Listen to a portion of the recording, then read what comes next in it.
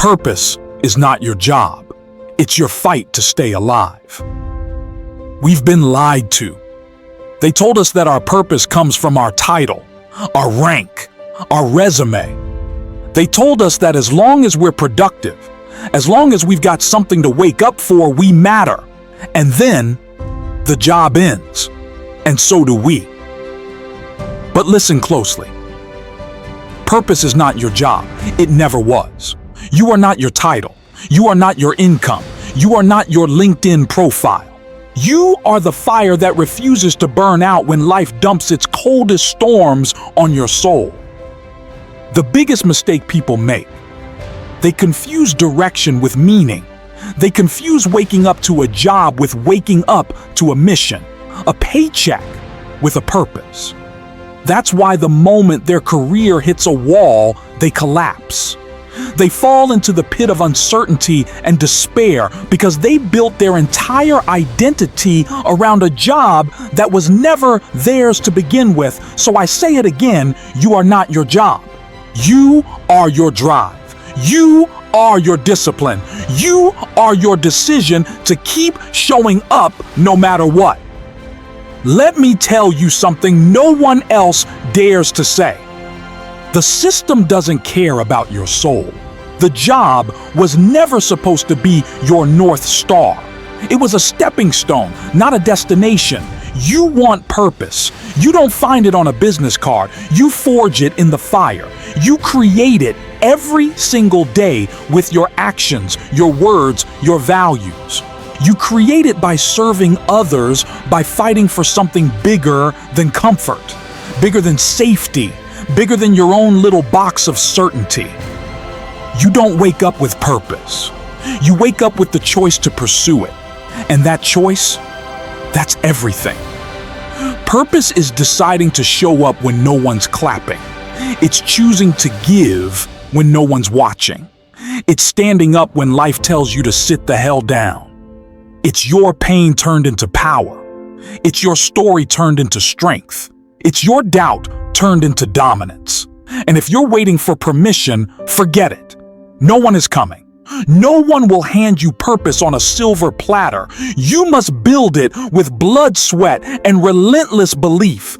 You must wake up every single day and declare, I am here. I am not finished. I will not fade, because life will try to break you, but you are unbreakable. Not because you don't fall, but because you get up again and again and again. So when you lose the job, lose the position, lose the applause, remember, you didn't lose your purpose. You found it. You found the real reason you exist: to rise, to fight, to inspire, to build, to become the strongest version of yourself. Now ask yourself, who are you when the titles are gone, when the applause fades, when no one's watching? Because that's where purpose lives. It lives in your struggle. It lives in your sacrifice. It lives in your decision to be more than average, more than excuses, more than fear. So stand up. Speak it out loud. I am more.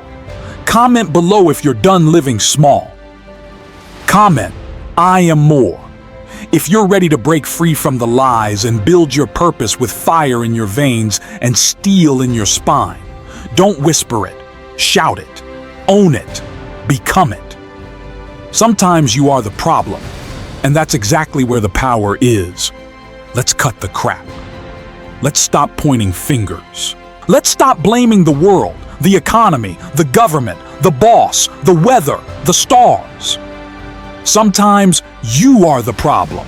Let that sink in. It's not the system. It's not your family. It's not your past. It's you. And I know it stings. It's uncomfortable. It's not the story you want to tell, but it's the only story that leads to real transformation. Because here's the truth. You cannot change what you don't own. Let me tell you a story.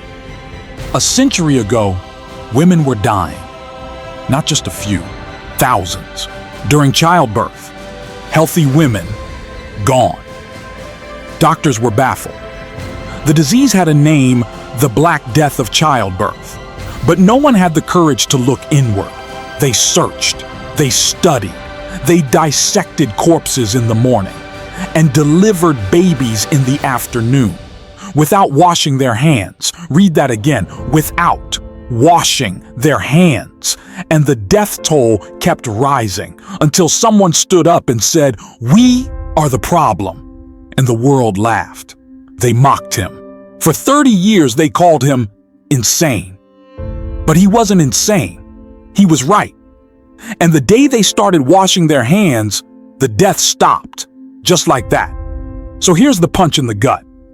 What if you're carrying the dirt that's poisoning your progress? What if your habits are killing your dreams? What if your excuses are burying your future? What if your ego is the biggest virus in the room? You say you want success. Great.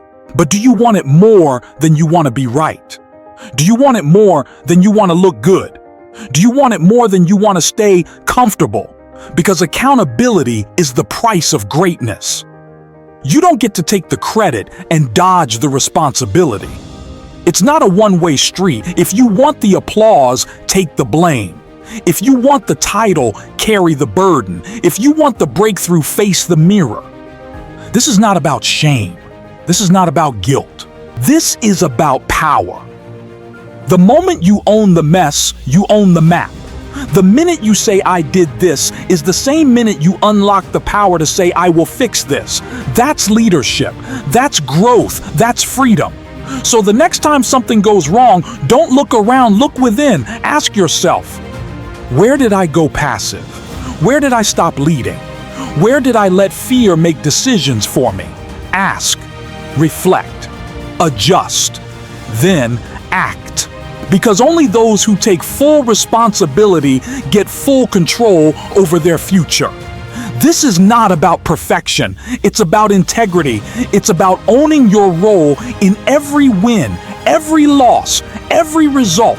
And here's the part no one tells you. Once you start living this way, you become untouchable. Why? Because no one can manipulate a person who owns everything. No one can trap you in blame when you've already claimed the truth. Radical ownership is a weapon, a shield, a superpower. Use it, sharpen it, live by it. And the moment you fall, don't explain, don't justify, don't whine. Just stand up, raise your hand, say, "That was me," and then go to work. Own it, fix it, grow through it. Because sometimes you are the problem, and that means you are also the solution. Comment, "I own everything below." If you're ready to stop blaming, start leading, and live with the courage most people run from, this is your moment. Say it loud, say it proud. Burn the old excuses. Step into radical responsibility. Comment now, "I own everything," because the moment you do, the world changes. But only if you're brave enough to start with you. You can't win alone. Take care of each other. In the battlefield of life, strength is not defined by how loud you roar, how fast you run, or how hard you hit. True strength is revealed when you're down on your knees, breathless, broken, and yet you reach out not for help but to help someone else rise. That's what elite warriors do. That's what real leaders do. That's what winners do. The Navy SEALs, the most elite soldiers on the planet, don't measure greatness by brute force. They don't care how shredded your body is or how big your ego gets. They measure greatness by your ability to support the person next to you when you have absolutely nothing left. They watch for the moment you are broken, shattered, and spent, and still you turn to lift someone else. That's leadership. That's character. That's the kind of power that builds unshakable teams, unstoppable families, and legendary legacies. Because this world is too dangerous, too chaotic, too unpredictable for you to go at it alone. You need others, and they need you. But here's the truth. No one will help the one who never asks. No one will reach out to the one pretending to have it all together. Drop the mask. Accept help when it's offered. Offer help before it's asked. Practice both until they become second nature. Because at the end of the road, the ones who make it, they're not the strongest, the smartest, or the fastest. They're the ones who never walked alone. Leaders speak last and listen first. Leadership is not loud. It's not the voice that commands the room. It's the silence that commands respect. The greatest leaders don't rush to be heard. They wait. They listen. They absorb. Then, and only then, they speak. Nelson Mandela, a global icon of leadership, once said he learned everything he knew about leadership from watching his father. And what did his father do? He sat in a circle and he spoke last. Because when you speak last, two things happen. First, others feel seen and heard. They know their voice matters. They rise to the occasion. They contribute not from fear, but from ownership. Second, you get the full picture. You understand before being understood. And that is power. But here's the hard truth. Most people speak too soon because they're insecure. They need validation. They want to assert control. They fear silence. But the strong don't fear silence. They master it. The weak fill space. The strong hold space. The insecure interrupt. The confident ask questions. If you want to lead, resist the urge to interrupt, to correct, to dominate. Instead, pause, breathe, watch, learn. Let others go first. And when you finally speak, your words won't just make noise, they will carry weight.